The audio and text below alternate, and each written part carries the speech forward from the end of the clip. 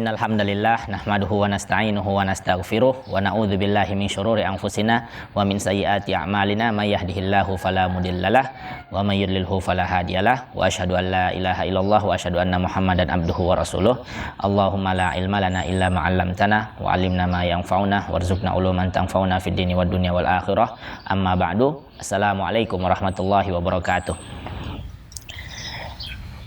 Kaum muslimin dan muslimat yang dimuliakan oleh Allah Subhanahu wa taala, syukur kita kepada Allah Subhanahu wa taala atas semua limpahan dan rahmatnya yang senantiasa Allah Subhanahu wa taala berikan kepada kita. Bahkan hingga saat ini Allah Subhanahu wa taala masih memberikan kepada kita nikmat kesehatan dan juga nikmat keafiatan agar kita bisa tetap beribadah kepada beliau.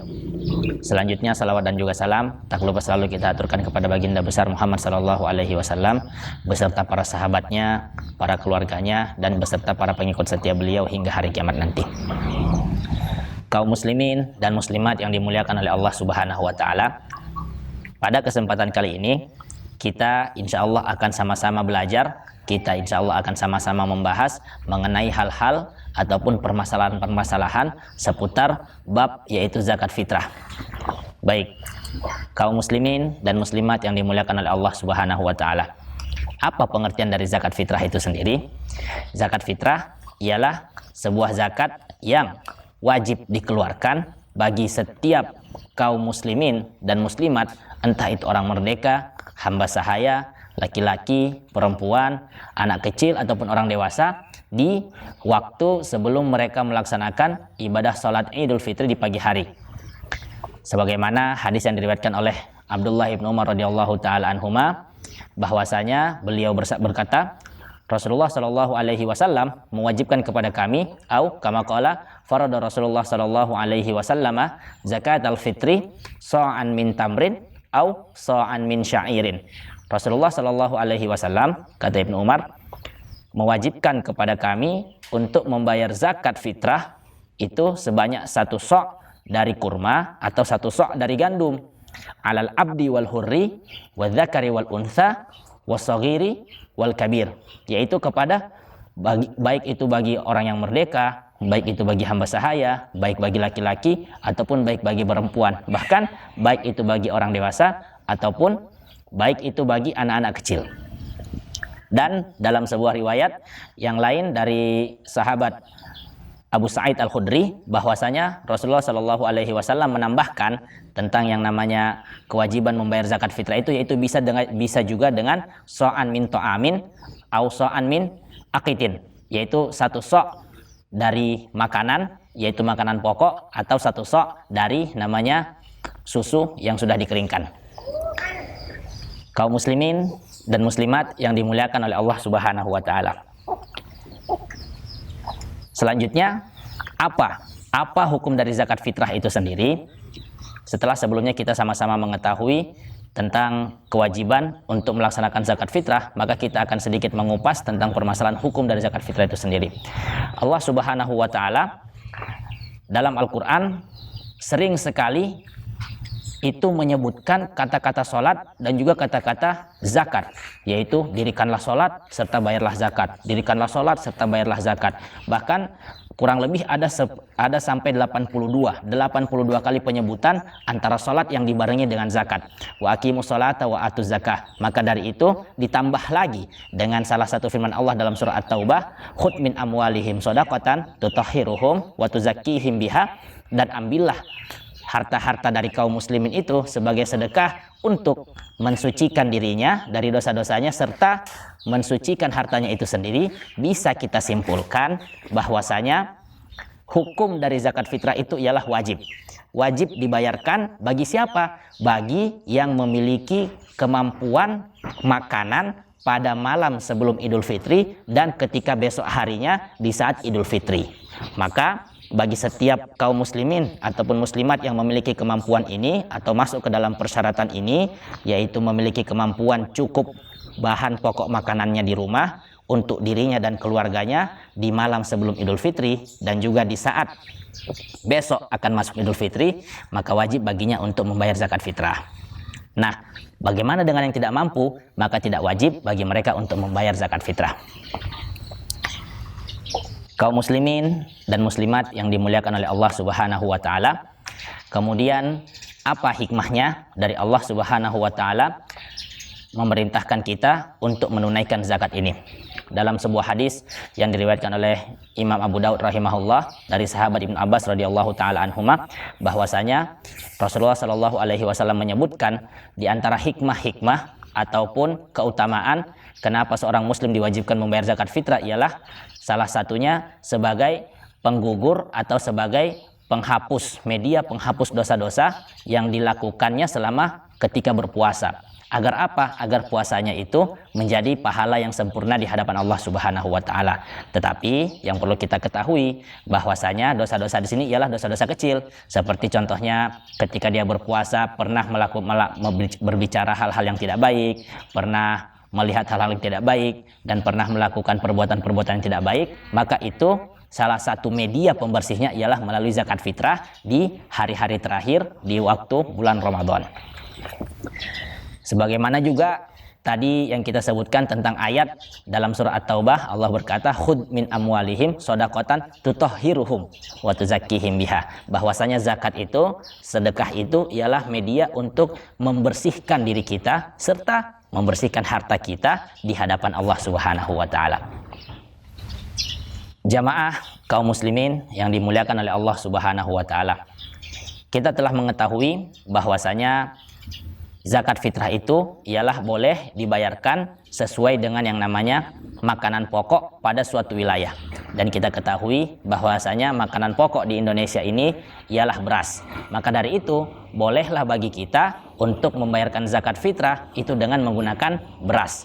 Kemudian berapa banyak yang dibutuhkan untuk membayar zakat fitrah itu? Sebagaimana hadis tadi yang di awal kita sebutkan dari Ibnu Umar, bahwasanya so'an, satu sok itu ialah 4 atau 3 mud. 3 mud, dan 3 mud itu ialah 2 telapak tangan orang dewasa penuh diisi dengan yang namanya beras. Maka kurang lebih kalau dikilogramkan itu ada sekitar 3 kilogram beras yang diwajibkan bagi setiap kaum muslimin dalam membayar zakat fitrahnya. Kemudian muncul pertanyaan, boleh tidak jika kita membayar lebih dari 3 kilogram beras? Maka jawabannya boleh, kaum muslimin dan muslimat yang dimuliakan oleh Allah Subhanahu wa taala. Tetapi apa yang lebihnya itu dihitung pahala sebagai pahala sedekah. Dan apa yang menjadi kewajiban dia ialah 3 kilogram beras pada saat itu juga. Kemudian juga muncul beberapa pertanyaan mengenai zakat fitrah ini, dan yang biasa paling sering yang kita dapatkan ialah tentang boleh tidak kita mengganti zakat fitrah dengan harta atau dengan uang, membayarkannya itu dengan uang.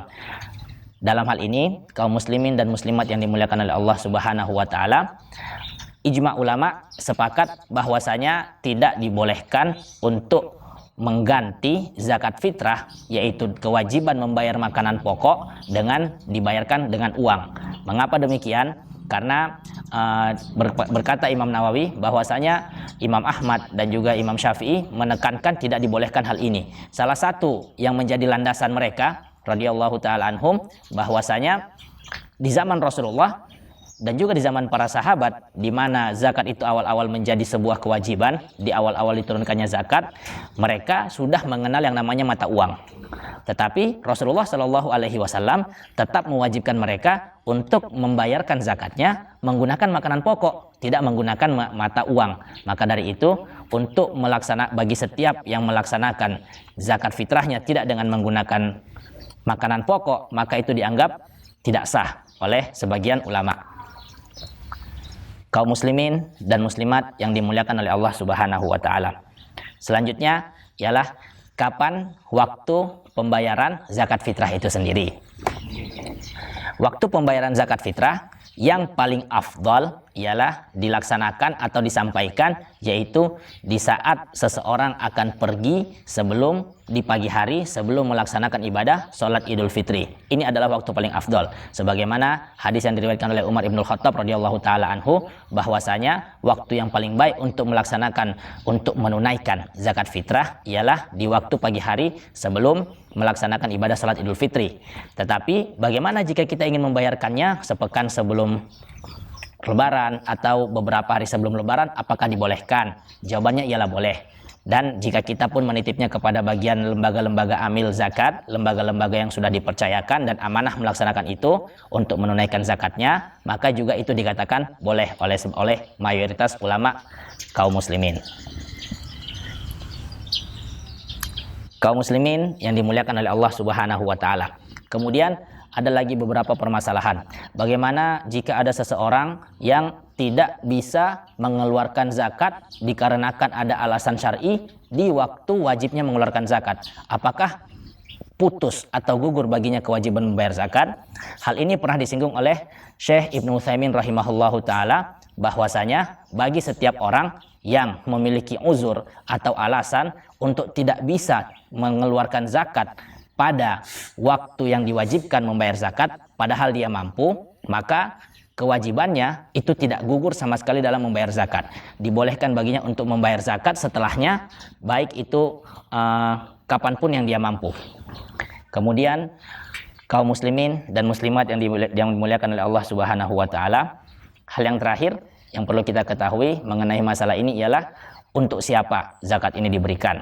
Zakat ini diberikan sebagaimana hadis Ibnu Abbas sebelumnya disebutkan bahwasanya zakat fitrah itu ialah tu'matan lil masakin, yaitu wajib diberikan sebagai makanan bagi orang-orang miskin. Maka yang wajib kita berikan untuk zakat fitrah ini ialah orang-orang yang memang kita ketahui betul-betul miskin dan memerlukan makanan pokok untuk kebutuhannya pada hari lebaran dan untuk beberapa hari setelah hari lebaran. Mungkin sebelum kita tutup, mari sama-sama kita berdoa kepada Allah Subhanahu wa taala agar kita bisa menyongsong, kita bisa meninggalkan bulan Ramadan ini dengan keadaan dalam husnul khotimah, dan semoga kita berharap apa-apa yang kita lakukan selama Ramadan ini menjadi timbangan amal baik untuk kita di hari kiamat nanti. A'udzubillahi minasyaitonirrajim. Bismillahirrahmanirrahim. Alhamdulillahirabbil alamin. Arrahmanirrahim. Maliki yaumiddin. Iyyaka na'budu wa iyyaka nasta'in. Ihdinas siratal mustaqim. Siratal ladzina an'amta 'alaihim ghairil maghdubi 'alaihim waladdallin. Amin. Allahumma rabbana la tu'akhidna in nasina wa akhtana, rabbana wa la tahmil alaina isran kama hamaltahu ala alladhina min qablina, rabbana wa la tuhammilna ma la taqata lana bih, wa'fu anna waghfir lana warhamna anta maulana fangsurna alal qaumil kafirin. Allahumma innaka afuwun tuhibbul karim fa'fu anna ya Allah ya Rahman ya Rahim. Ya Allah yang Maha Pengampun lagi Maha Penyayang, ya Allah yang Maha Pengasih dan lagi Maha Pemurah, ya Allah. Ya Allah, kami memohon kepadamu, kami berharap kepadamu ya Allah, terimalah semua amal-amal ibadah kami ya Allah. Allahumma taqabbal minna salatana wa siyamana wa qiyamana wa ruku'ana wa sujudana wa takhasyu'ana wa ta'abbudana wa tammim taksirana ya Allah ya Arhamar Rahimin. Ya Allah, jadikanlah apa yang kami lakukan di bulan Ramadan ini sebagai pemberat amal ibadah kami ketika kami meninggal nanti ya Allah. Ya Allah, janganlah Engkau jadikan kami orang-orang yang merugi, yang meninggalkan bulan Ramadan tetapi dosa-dosa kami tidak diampuni ya Allah. Ya Allah, kami memohon ampunan kepadamu atas semua dosa-dosa kami ya Allah. Ya Allah, ampunilah dosa-dosa kaum muslimin semuanya ya Allah. Rahmatilah mayat-mayat kaum muslimin ya Allah. Allahumma salli ala Muhammad wa ala ali Muhammad kama sallaita ala Ibrahim wa ala ali Ibrahim, wa barik ala Muhammad wa ala ali Muhammad kama barakta ala Ibrahim wa ala ali Ibrahim fil alamin innaka Hamidum Majid. Allahumma rabbana atina fid dunya hasanah wa fil akhirati hasanah wa qina adzabannar. Wa akhiru da'wana alhamdulillahi rabbil alamin.